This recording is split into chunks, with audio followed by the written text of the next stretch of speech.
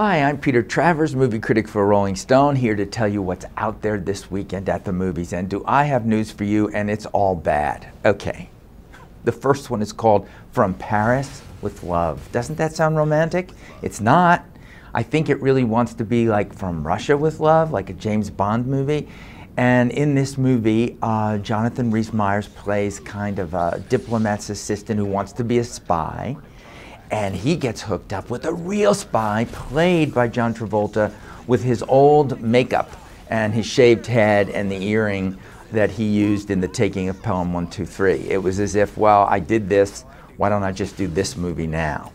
Look, I'm the last guy that's going to complain about a shoot 'em up. I kind of like them, you know. I told you last time that Mel Gibson's Edge of Darkness at least had that, you know, bang bang stuff going for it.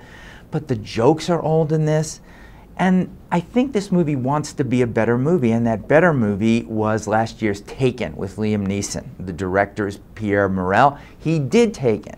And remember that? It was just Liam Neeson, cha-cha-cha-cha, my daughter has been kidnapped and she's being sold into white slavery, so I'm going to kill everybody that's in my way. Cha-cha. It was relentless, and I call that the great beer and pizza movie.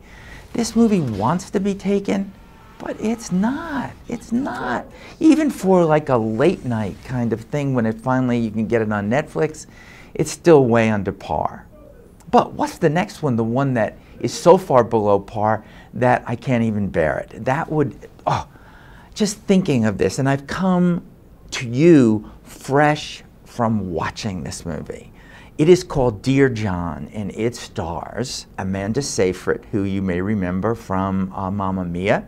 This was a movie that made me long for Mamma Mia, which I hated. I wish I was watching that again. And Channing Tatum is her co-star. The book it comes from is written by Nicholas Sparks, which means, think of it, Message in a Bottle, The Notebook, Nights in Rodanthe, all the chick flick hell that I've suffered through. And I was going to say to you guys, I'm not going. I was going to use another one of my Peter Gets Out of Jail Free little tickets that I give myself. I gave myself 5 for the year. It's just early February, and I've used 2 of them already on leap year. Oh, God, I didn't want to see that. And then When in Rome, and I saved myself. But now I got to do it. This is so saccharine, so full of slowness.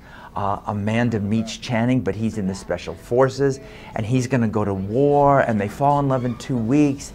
And then it's 9/11. Yes, yes, folks, this is a movie that exploits 9/11. And he wants to stay in special forces because, hey, he's fighting for his country.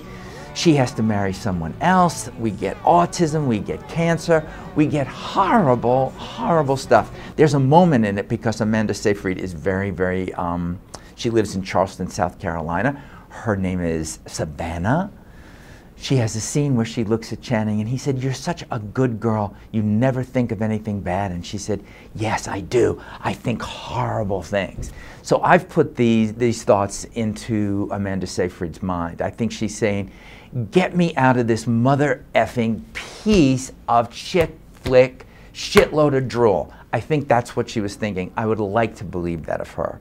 So I'm leaving you to despair, and that's wrong of me. So I'm going to say something. This was the week of the Oscar nominations.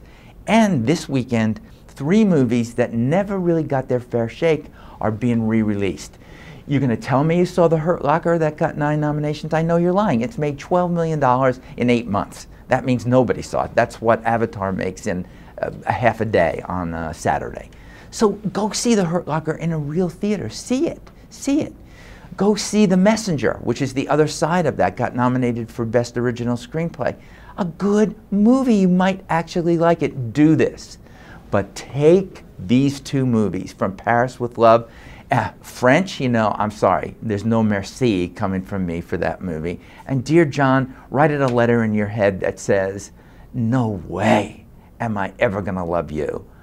And see these Oscar nominees and say, I understand. There might be something good out there, even though it's a little old.